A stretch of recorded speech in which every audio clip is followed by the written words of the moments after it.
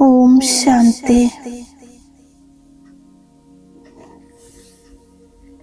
ഭൃഗുടി സിംഹാസനത്തിലിരിക്കുന്ന ഞാൻ ഒരു ചൈതന്യ നക്ഷത്രമാണ്. സംഗമവാസി ശ്രേഷ്ഠ ബ്രാഹ്മണ ആത്മാവാണ്.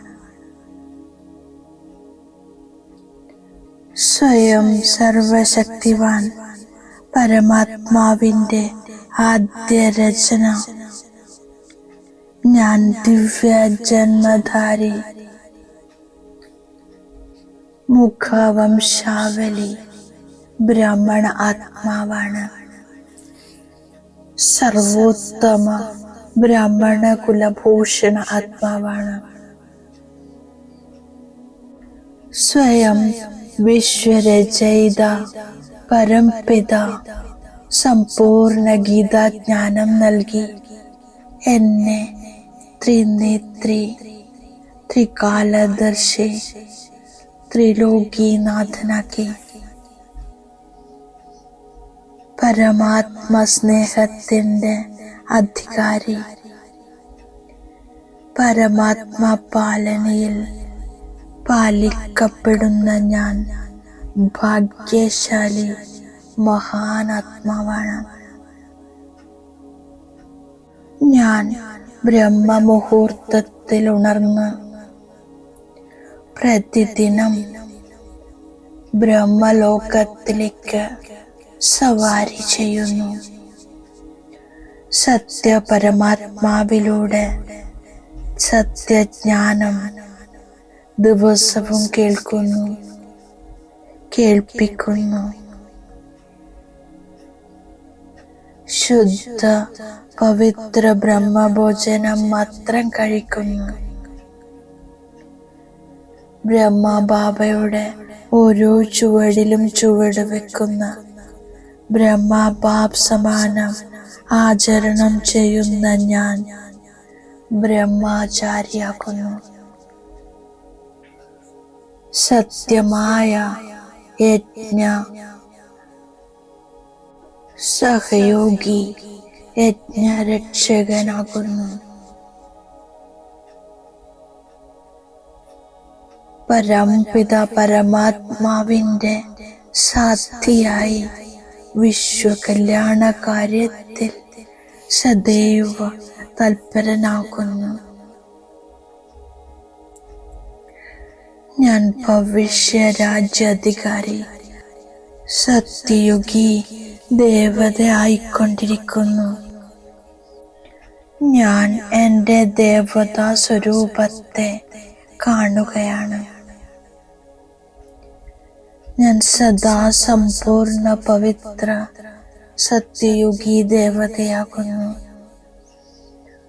ശിരസിൽ ഡബിൾ കിരീടം, മസ്തകത്തിൽ രാജ്യതിലകം, മുഖത്തിൽ ദിവ്യതയുടെ തിളക്കം. നടപ്പ് വളരെ റോയലാണ്. ഞാൻ ദിവ്യതയാൽ സമ്പന്ന സത്യയുഗി ദേവതാത്മാവാണ്. സർവഗുണസമ്പന്ന ദേവതയാകുന്നു. സദാ ഹർഷിത മുഖം, പ്രസന്ന ചിത്തം, മര്യാദ പുരുഷോത്തമൻ, അഹിംസ പരമോധർമ്മം. ഓരോ ദിവസവും ഉത്സവമാണ്. സന്തോഷം തന്നെ സന്തോഷം. ഞാൻ ബ്രാഹ്മണൻ തന്നെയാണ് ദേവതയായി മാറുന്നത്. ഇതെന്റെ ലഹരിയാണ്. തനിക്ക് സമാനമായവരെ ഉയർത്താനുള്ള താല്പര്യമുണ്ടാക്കുന്നു. ഞാൻ ഈ പഠിപ്പിലൂടെ ദേവതയായി മാറിക്കൊണ്ടിരിക്കുകയാണ്. പുതിയ ലോകത്തിന്റെ അധികാരിയാക്കി മാറ്റുന്നത് തീർച്ചയായും രചയിതാവായിരിക്കും. ശിവബാബ എന്നെ പഠിപ്പിക്കുന്നു. യോഗ അഭ്യസിക്കുന്നു, ശ്രീമതം നൽകുന്നു. പരമാത്മാവിന്റെ മതം എന്നെ ശ്രേഷ്ഠമാക്കുന്നു. പുരുഷാർത്ഥമൊന്നും വ്യർത്ഥമായി പോകില്ല. ഇത് സദാ സഫലമാകുന്നു. രാജധാനി തീർച്ചയായും സ്ഥാപിക്കപ്പെടും. ഇവിടെ എനിക്ക് സദ്ഗതി നൽകുന്ന സദ്ഗുരുവിനെ ലഭിച്ചിരിക്കുകയാണ്. നരകവാസികളുടെ വിനാശവും സ്വർഗവാസികളുടെ സ്ഥാപനയും ഉണ്ടാകണം. അതിനാൽ ഞാൻ സ്വർഗവാസിയായി മാറുകയാണ്. എല്ലാവരുടെ പ്രതിയും ശുഭഭാവന വെച്ചുകൊണ്ട് പരസ്പരം അംഗീകാരം കൊടുക്കുന്നു. ഞാൻ ബാബ നൽകിയ വരദാനത്തിന്റെ സ്വരൂപമാകുന്നു. നിരന്തരം ബാബയുടെ കൂട്ടിന്റെ അനുഭൂതിയിലൂടെ ഓരോ സെക്കൻഡും ഓരോ സങ്കല്പത്തിലും സഹയോഗിയാകുന്നു, സഹജയോഗിയാകുന്നു. ബാബയുടെ ഓർമ്മ ബുദ്ധിയിൽ വേറിടാതെ ഇരിക്കുന്നു. സഹജ സ്വതവേ യോഗിക്ക് സദാ ബാബയുടെ കൂട്ടുണ്ടാകുന്നു. അപ്പോൾ ശക്തിശാലിയായി മാറുന്നു.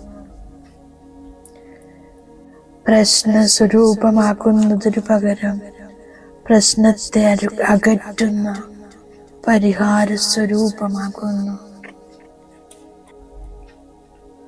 ബാബയുടെ സൂചനയാണ്, ബന്ധനമുക്തമാകാനുള്ള ലക്ഷ്യം വയ്ക്കൂ. സ്വാതന്ത്ര്യം ബ്രാഹ്മണ ജീവിതത്തിന്റെ അധികാരമാണ്.